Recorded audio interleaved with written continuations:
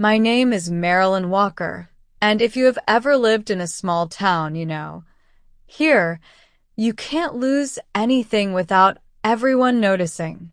Even if it's just an old garden watering can or someone else's umbrella, people will talk about it as if a family heirloom has vanished. I have lived in Mill Creek for almost 30 years, and in that time, I've learned one simple thing. Life is boring only for those who don't pay attention. That morning started quite normally. I brewed coffee, sat by the window, and watched Mrs. Henderson sweeping her perfectly clean walkway again. She did it every morning at 8, as if following some internal schedule known only to her. At that moment, I didn't yet know that the day would end with a collective investigation, 3 competing theories, 1 wrongly suspected person, and a very unexpected truth. It didn't start with a pie, but with a mailbox. Or rather, that it had disappeared. Not the letters. Not the newspapers. The mailbox itself, neat, green, with a small flag that Mr. Collins raised as if flying a kite. I noticed its absence in the morning when I went out to water the flowers. In the place where it had stood for the past 20 years, there was only a crooked stake, in a small town. The disappearance of a mailbox is no mere curiosity. It's an event. In Mill Creek, news spreads fastest in the afternoon. People return from their errands, step outside to water lawns, or linger by the mailboxes, if they still exist. By 4 o'clock, everyone knew about the missing mailbox. The second disappearance was a bench at the bus stop, the one Mrs. Parks loved to sit on every morning, pretending to wait for the bus, but actually observing passers-by. I turned away for a minute, she said, clutching her bag. And then I sat on air. We stood by the empty spot, trying to imagine who could casually carry off a bench. Theories multiplied. Students, delivery people, a new neighbor with a pickup truck no one really knew. I told you, remarked Mrs. Henderson. That man smiles too little. I noted to myself. In Mill Creek, a lack of smiles is considered suspicious. By evening, we learned that yet another item had disappeared. A street lamp by Joe's Bakery. Not a bulb, not a shade, the whole post. Joe was so upset he gave me a free pastry, a serious gesture in our town. Look, Marilyn, he said, no one realizes that losing a street lamp is almost like losing a piece of the town's heart. We never planned to form a detective team. It happened on its own, at a small table in Rosie's Cafe, where people usually discuss the weather and other people's recipes. If you add it all together, said Betty Lou, stirring sugar into her cold coffee, it looks strange.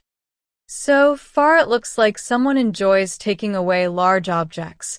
I replied, we made a list. Mailbox, bench, street lamp. The main thing, said Mr. Collins, is that my fence isn't next. He said it so seriously that we decided to exclude the fence from the list. The most surprising thing about any mystery isn't the mystery itself. It's the number of experts it suddenly creates. In Mill Creek, every second person became an expert on disappearances and every first on local government. At Tom's store, people didn't buy milk so much as exchanged theories. I think someone is testing our alertness, said a woman with a basket. We're tested every day, replied Tom, especially by the prices. I noticed that talking about missing items replaced the weather forecast. And it was much more entertaining. At the hair salon, the situation became very personal.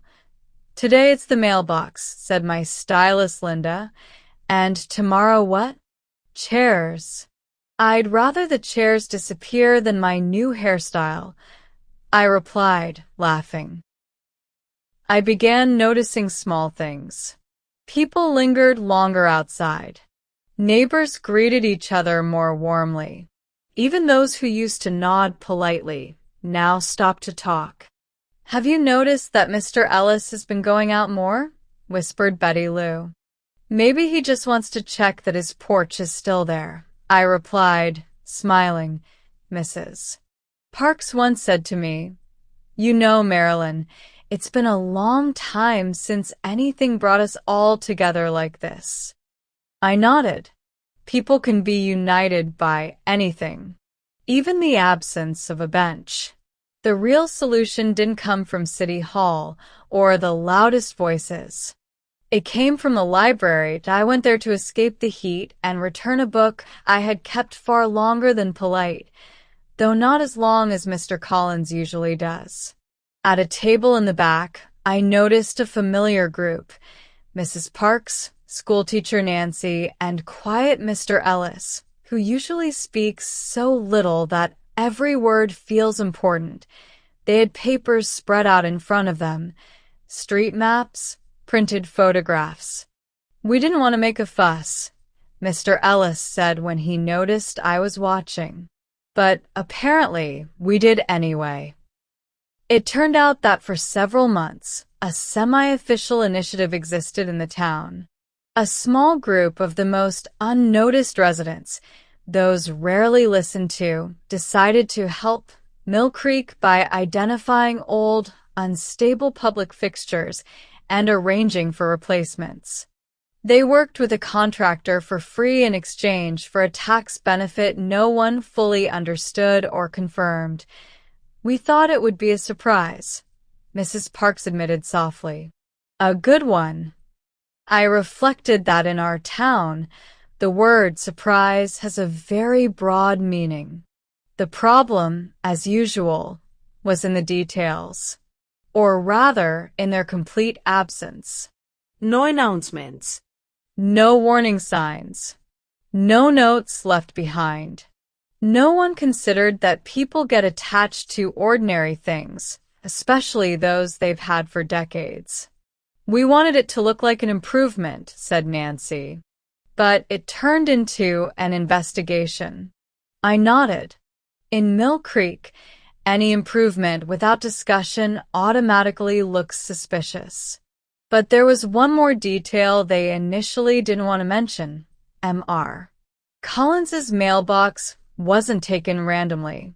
It was loose, and someone feared it might collapse during mail delivery. He would have been very upset, Mr. Ellis said quietly. I thought that we all would have been upset, just in different ways. We decided to tell the town openly. No dramatic announcements, just honesty. Reactions varied. Some were annoyed. Some laughed. Mr. Collins listened in silence and then said, "Next time, just tell me. I like surprises, just not the long ones." That, I think, settled everything. The missing items returned gradually. Newly painted, carefully restored, occasionally a little crooked. The bench squeaked louder than before. The street lamp shone brighter. The mailbox stood proudly, as if it had returned from a long journey, and we had survived a small but memorable adventure. When everything was finally clear, we sat on my porch, drinking tea and laughing. There had been no crime at all. Just ordinary human forgetfulness, a touch of loneliness, and far too much free time. I looked down our street and realized that this was exactly why I loved this town. Here, even the smallest thing can turn into a story. And every story becomes a reason to gather together. And if something goes missing again tomorrow, I already know one thing for sure: it definitely won't be boring.